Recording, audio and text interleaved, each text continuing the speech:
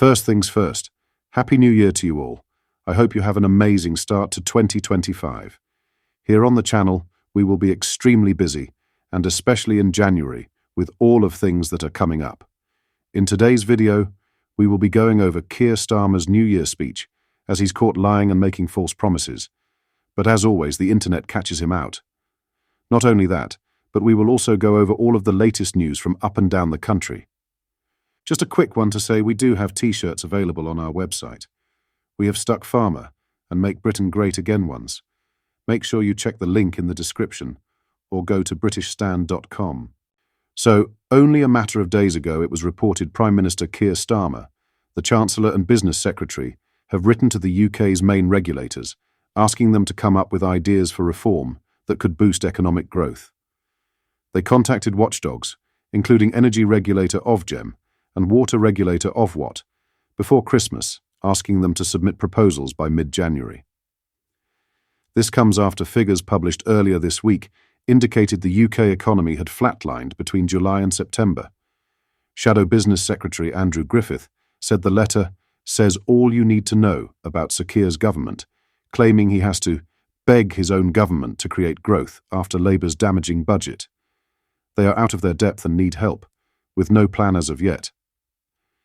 However, during his New Year message, he made these promises have a watch. I know there's still so much more to do, and that for many people it's hard to think about the future when you spend all of your time fighting to get through the week. So I want to be clear, until you can look forward and believe in the promise and the prosperity of Britain again, then this government will fight for you.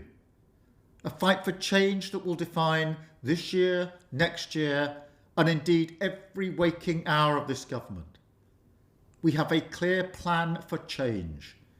1.5 million new homes, restoring the dream of home ownership. Children starting school ready to learn. A more secure energy system. Waiting lists cut dramatically. Immigration reduced. Neighbourhood police tackling antisocial behaviour in every community. And more cash in your pocket wherever you live. So only a matter of days ago he was looking for help and ideas, and now he promises us this guaranteed growth. The internet caught onto this and blasted him, Craig Webster said, but he's asking around for ideas. This user said, "How can I have more cash if you upping taxes and heating bruv?" Marcus said, "Some planner this guy. How are you going to do that? Why not do it now as you are the PM?" "I've got an idea. Lower income tax immediately," Mark said. When he means more, he means the opposite. This user said, "Unless they raise the tax allowance, that can't possibly happen." So he's lying again. This user said, "Can I ask how many houses have been built so far? Where are the plans on the houses to be built and which areas?" This guy said, "More cash in our pocket?" Is that a similar promise that he gave to our pensioners, farmers, waspies, employers and the like?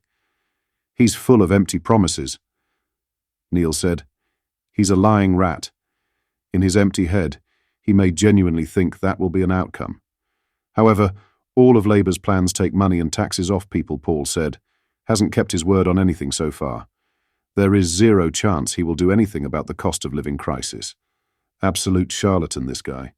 What are your thoughts on his message? Let me know in the comments." In other news, more than 36,000 migrants crossed the Channel into Britain in 2024, marking a 25% increase compared to 2023 figures, according to new government data. Around 36,816 made the perilous journey to the UK, in comparison with the 29,437 individuals who arrived in 2023. However, compared to record numbers from 2022, the total number has decreased by 20%. The final crossings of the year were carried out on December 29th, which saw 291 migrants making their way to the UK from French shores in 6 boats. However, due to such severe weather conditions, no crossings took place in the final 2 days of 2024, Home Office figures show. As a result, 2024 had the second highest number of illegal arrivals in a single year since 2018, when data into such statistics began. While the 2018 and 2019 figures were relatively low, with 299 and 1,843 recorded crossings respectively, the figure jumped to 8,466 in 2020-2020. It leapt even further in 2021, as 28,526 crossings were counted, reaching a record 45,774 in 2022. After the significant surge in crossings, former Prime Minister Rishi Sunak was forced to acknowledge that he had failed to stop the boats as Labour won the general election last summer, taking over from the Tories. As a result, former Home Secretary Suella Braverman was never able to implement her infamous Rwanda scheme, which faced significant backlash and was ruled unlawful by the Supreme Court. Similarly, ex-Home Secretary and now backbencher James Cleverly failed to launch flights to Rwanda, although he made further efforts to solidify a treaty with the East African country, as well as bringing back new legislation to the Commons.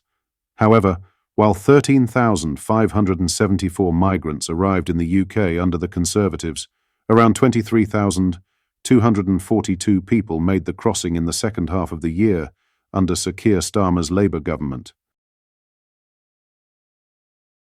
Lastly, the Prince and Princess of Wales marked the end of 2024 with a heartwarming collection of family photos and memories, despite facing significant health challenges throughout the year. The royal couple shared an 18-slide post on social media, offering glimpses of their most cherished moments from what has been an extraordinarily difficult period for the family. Both the Princess of Wales and King Charles underwent cancer treatment during 2024, with Kate taking a step back from most public duties to focus on her recovery. The couple kept their message simple yet optimistic, using a tick emoji for 2024 and writing, "Happy New Year, wishing you all a wonderful 2025. The collection showcases both personal family moments and the limited number of engagements Kate was able to attend while undergoing treatment. Among the highlights shared was a notable selfie featuring Prince William, Prince George and Princess Charlotte, with Taylor Swift at Wembley Stadium during her Eras tour. Kate's Together at Christmas Carol service, broadcast on ITV on Christmas Eve, featured prominently in the collection as one of her most significant events of the year. The photos also captured the family's appearance at Trooping the Colour ceremony in June, where Kate joined other royal family members. A particularly moving inclusion was a family still from the candid video clip in which Kate announced she had completed chemotherapy. The Prince and Princess also shared images from their visit to Southport, where they met with bereaved families and emergency services workers following a tragic incident. What are your thoughts on what we discussed in today's video? Let me know down in the comments section below. If you've not yet already, make sure you do drop a like on this video and subscribe to the channel for more British content. Thank you. Take care. Goodbye.